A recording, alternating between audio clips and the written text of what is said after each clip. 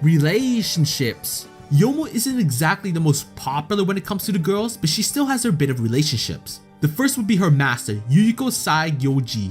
Youmu is Yuriko's gardener, bodyguard, and fencing instructor. Youmu is unquestionably loyal to her master, though she has a hard time understanding Yuriko's riddles.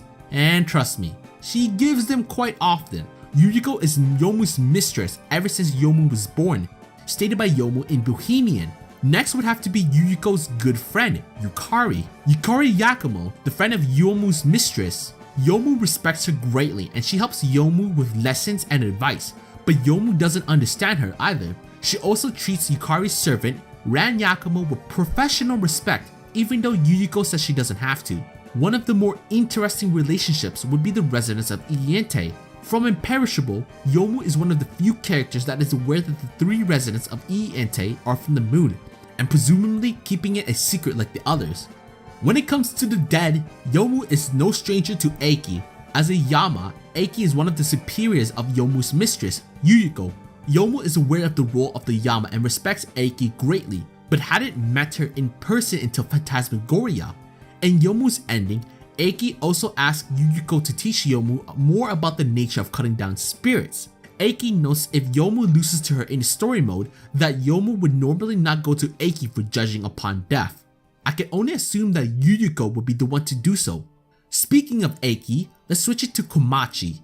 Youmu and Komachi first met in Phantasmagoria. As a ferryman under the Yama, Komachi could also be considered a fellow employee of sorts with Youmu, although their line of work do not cross very often. Youmu is aware of Komachi's position and respects her a lot, often thanking her for her work on ferrying the dead whenever the two meet. Komachi also tries to teach Youmu about how Youmu should not cut down ghosts too often, and sees Youmu as an interesting fellow in Scarlet Weather. Aside from those mentioned, Youmu is acquainted with many other major characters, be it from their visits to the Netherworld or Yomu's own investigation, but generally not close to them personally. Being straightforward and earnest, Youmu tends to get picked on a lot. Poor Youmu. Now we're into the fun facts of Youmu. When you play Hiso Tensoku, one of Yomu's color palettes resembles Nue. I wonder if Nue wanted to join in on the action. Another fun thing when it comes to the fighters is if you play Hopeless Masquerade and you choose the Divine Spirit Mausoleum stage, you'll see Youmu and Yuriko there. Nothing strange there. Youmu appears to be feeding Yuriko with a rice ball. Another one. Another one. Another one. Another one. Another one. And another one. And another one. From the looks of it, it'll never end. Now I'll mention how Yomu's phantom half is able to transform into Youmu, which is pretty cool.